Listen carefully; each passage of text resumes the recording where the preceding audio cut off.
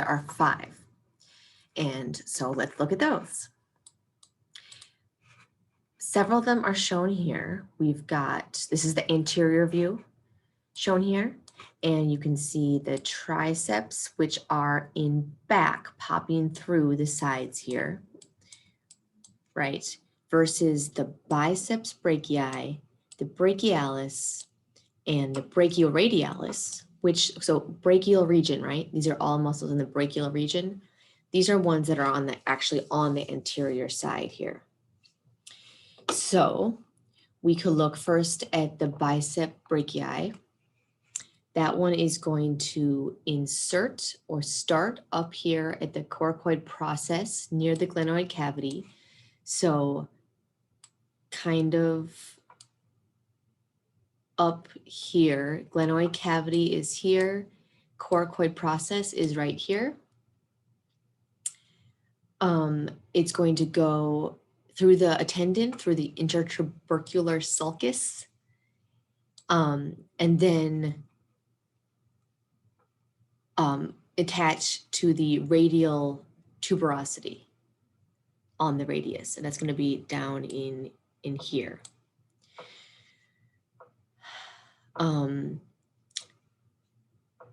The rest I'm going to do on a better view.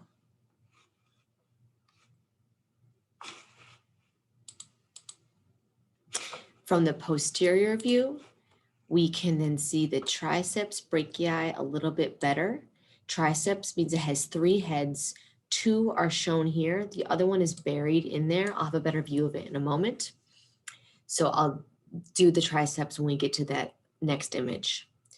The last one for the elbow is the Anconeus. This little guy right here. Not the primary mover, right? So again, we're talking about the elbow joint. So things that cross the elbow joint. This one is not going to be the primary mover, but it's going to be a synergist. So it's going to help out with that.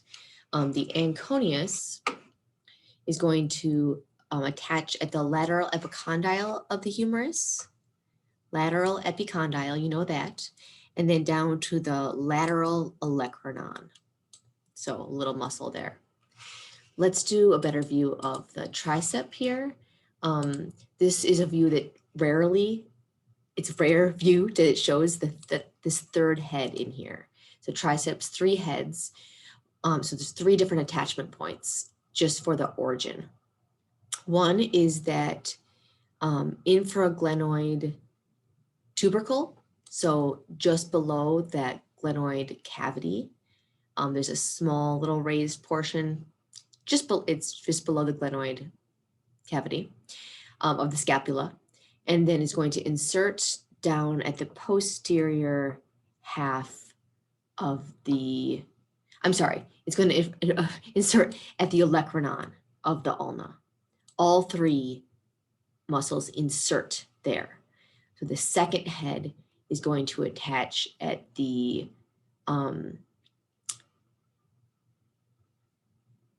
posterior shaft of the humerus. This is the posterior shaft here. And the other one is going to be also the posterior shaft, but further distal. So 3 heads, and then importantly, they all are going to insert on the olecranon of the ulna, that common place there. Okay, let's go back to the biceps, back to an anterior view here, and a view we can see a little bit better. Biceps, 2 heads. One is going to be, what is this? The coracoid process, right near the glenoid cavity, is where this one is. This one is just distal to that, right near the glenoid cavity. So kind of like one right here and one right here are those 2 insertion origins.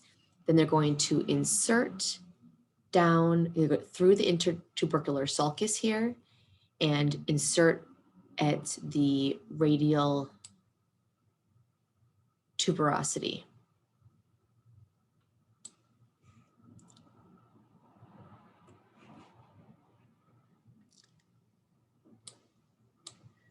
Lastly, we've got the brachialis. Notice some of these are ones that you should know for the shoulder movement. Here's a different view of both the subscapularis and the coracobrachialis that you could use to review the shoulder muscle attachment points. Here's the brachialis though. So the brachialis is not to be confused with the brachioradialis, which I believe I showed you. I might have to go back to that. The brachialis attaches at this anterior surface, so the front surface of the distal humerus, and is then going to attach down at the coronoid process of the ulna, that part of the ulna that sticks out just below the trochlear notch. The last one, so this is not to be confused with the brachioradialis, which is going to attach a little bit further on, so distal humerus and a little bit more lateral, and then attach down to the radial styloid process. So let me find you a picture of. All right, here's a nice image that shows the brachialis versus the brachioradialis. The brachioradialis travels down further onto the radius, right along that the radius bone. So that makes sense. The brachioradialis is going to attach further distal on the humerus, so the lateral distal humerus, and then is going to insert down on the styloid process of the radius. All right, that's the muscles of the elbow.